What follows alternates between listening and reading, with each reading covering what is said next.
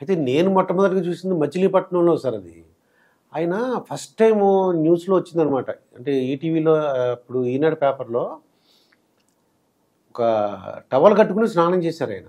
అవును. టవల్‌గా అందరూ ఏడుపులనమాట అండి. అంత డబ్బులు గల వ్యక్తి, ఎంత అధిక ఏంది ఆయనకి బోలెడు డబ్బులున్నాయి. రోడ్డు మీద స్నానం చేయడం ఏంటి అని ఫస్ట్ పేపర్‌లో వచ్చిందనమాట అండి. అంటే ఆయనకున్న గొప్ప సుగుణం ఏంటంటే కష్టపడే మనస్తత్వం అండి. నాకు ఇది ఉంది, నేను ఎందుకు కష్టపడాలనేటువంటి మనస్తత్వం లేదు.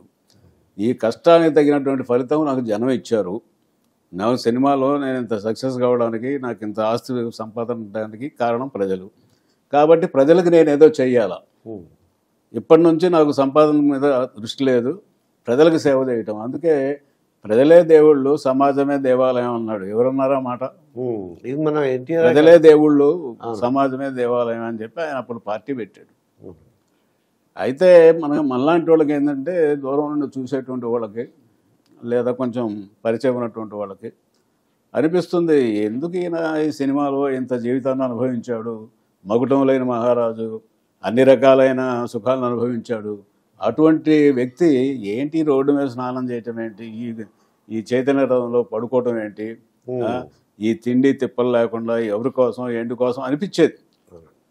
కాకపోతే అంటే ఆయన మనస్తత్వం తెలుసుకున్న తర్వాత ఆయన లక్ష్యం ఇది కాబట్టి దానికోసం పాటుపడుతున్నాడు ఆయన అనిపించేది.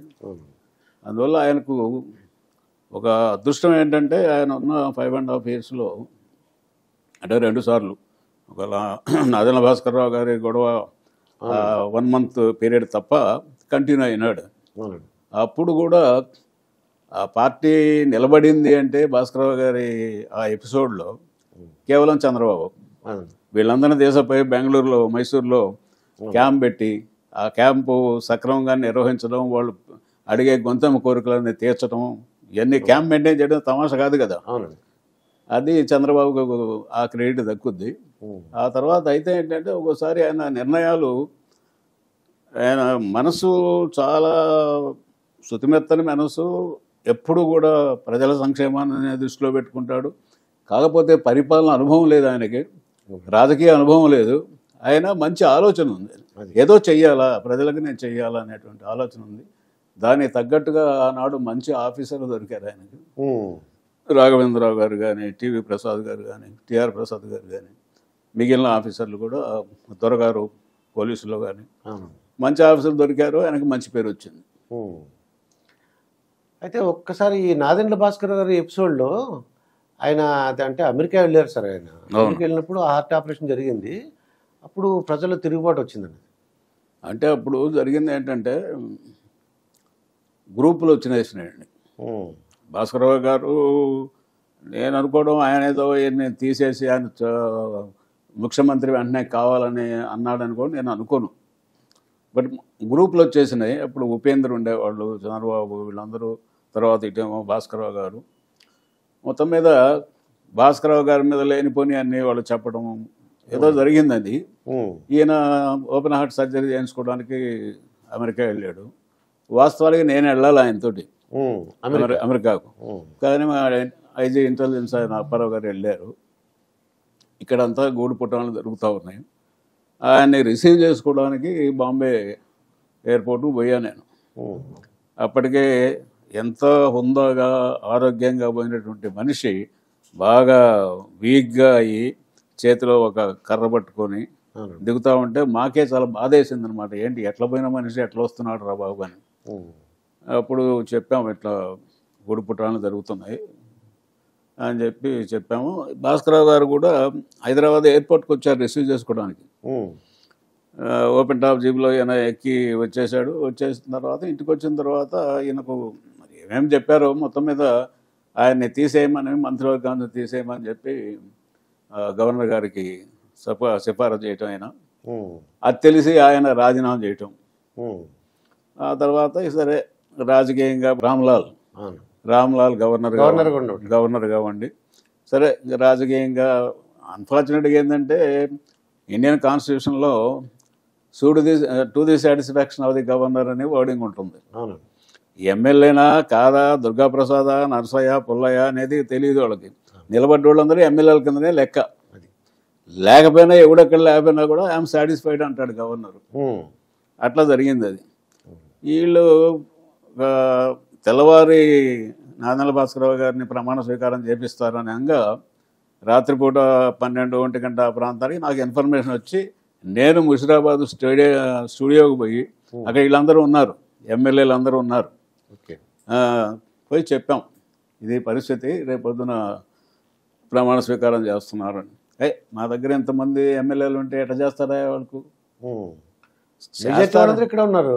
ఉన్నారు, ఇక్కడ జనం ఉంటాం కాదుగా, ఊళ్ళో హెడ్ కౌంట్ ఎవడు చేయట్లేదు కదా. అవునండి. ఆయన ఓకే ఇప్పుడు ఇందిరాగాంధీ ప్రభావంతో ఒకటి రామలాల్ అట్లా చేశాడు, అందరికీ తెలిసిన వ్యవహారం అది. అవునండి. సో నీకు ప్రభుత్వం పోతుందండి, పోయిన తర్వాత ఇంకా మీరు చేసేది ఏముంది అని అంతం చెప్పాము. చెప్తే నమ్మలేదు వాళ్ళు. తర్వాత ఎర్లీ మార్నింగ్ 5కో 6కో వెంకయ్యనాయుడు గారు వచ్చారు ఉమ్. ముషిరాబాద్ స్టూడియోకి. ఆయన చెప్పాడు 9ంటికి ప్రమాణ స్వీకారం అవుతా ఉంది. అప్పుడు నమ్మారు. ఇక జనాన్ని అందరినీ అంటేసేసుకొని మన రాజభవన్ గేటు ముందు బైటాయింపు చేశారు. ధర్నా చేశారు. ధర్నా చేసినా కూడా అతను లెక్క చేయలేదుగా. అవును. అప్పుడు చనిపోయి ఎక్కడ ఉన్నాడు మహానుభావుడు జైపాల్ రెడ్డి గారు, వెంకయ్యనాయుడు గారు, వీళ్ళందరూ ఇప్పుడు అపోజిషన్లో ఉండేవాళ్ళు కదా. జైపాల్ రెడ్డి గారు గవర్నర్ని అసలు నానా బూతులు తిట్టాడు మా అందరి సమక్షంలో. గారు బ్లడీ థెంబర్ థీఫ్, హిమాచల్ ప్రదేశ్ అంతా నాశనం చేసి వచ్చి ఇక్కడ ప్రజాస్వామ్యాన్ని కూని చేస్తున్నావు, చాలా అయిపోయింది. అప్పుడు విజయరామారావు గారు సిటీ కమిషనరు, ఇక ఫార్మల్గా అరెస్ట్ చేయాలిగా గవర్నర్గా బంగ్లా ముందు ధర్నా చేసినప్పుడు. అప్పుడు ఎన్టీఆర్ని కూడా అందరినీ అరెస్ట్ చేసి తీసుకుపోయి కంట్రోల్ రూమ్లో పెడితే ఇంక అప్పుడు నేను చెప్పాను ఆయనకు, సార్ ఇక్కడ ఉంటే మీ ఎమ్మెల్యేలు దొరకరు, ఏదో ప్రలోభాలు లొంగుతారుగా, అవునండి, భయపడవచ్చు, ఇంకోటి కావచ్చు, ఏదైనా కావచ్చు, మీరు ఏదైనా క్యాంప్ పెట్టుకోండి ఎక్కడన్నా, మళ్ళీ అసెంబ్లీ 1 month ఎంతో వాడికి టైం ఇస్తారు కదా మెజార్టీ ప్రూవ్ చేసుకోవడానికి అని చెప్పి చెప్పడం జరిగింది. సరే ఆయన పాపం ఫీల్ అయినాడు, ఏంటి ఇంత సంవత్సరంలోనే నాకు ఎమ్మెల్యేలు ఇట్లా అవుతారా అనేది బాగా ఫీల్ అయినాడు. రాజకీయాలు అట్లే ఉంటాయండి, మీకు రాజకీయం కొత్త, సినిమాల్లో మీరు ఏదైనా చేయొచ్చు, ఇప్పుడు రాజకీయాల్లో అట్లా చేయలేరు కదా అని చెప్పా. పాపం వెళ్ళిపోయినాడు. వెళ్ళిపోయిన తర్వాత ఇక చరిత్ర మైసూరులో నంది హిల్స్లో వీళ్ళందరినీ పెట్టుకోవడం. కాకపోతే ఏంటంటే ఇక్కడ ముషిరాబాద్ స్టూడియోలో వాళ్ళంతా ఎమ్మెల్యేలు ఉన్నప్పుడు వీళ్ళు సామధాన భేద దండోపాయాలను ఉపయోగించారు ఆ ఎమ్మెల్యేలను లాక్కోవటానికి. అప్పుడు అరవిందరావు గారు ఈస్ట్ జోన్ డీసీపీ, ఆయన పంపిస్తే ఆయన పోయి అడిగాడు, మీరు బలవంతంగా ఉన్నారా, మీ యంత్రం మీరు ఉన్నారా అక్కడ అని. మా యంత్రం మేము ఉన్నాం, మమ్మల్ని ఎవరు బంధించలేదని చెప్పారు. ఓకే అని చెప్పి ఆయన వెళ్ళిపోయినాడు. అది ఆనాటి ఆఫీసర్ల క్రెడిబిలిటీ. వాళ్ళకి నిజాయితీ, అదే పర్సనల్ నిజాయితీ, ప్రొఫెషనల్ నిజాయితీ వాళ్ళకి. ఇవాళ పరిస్థితి కనుక అయితే అక్కడైనా ఇక్కడైనా కూడా పోయి లాక్కొని వచ్చేస్తారు మొత్తం ఉందండి. అవునండి, అట్లా జరిగింది. దానికి ఆయనకు జరిగిన న్యాయానికి పబ్లిక్ విపరీతంగా రియాక్ట్ అయింది.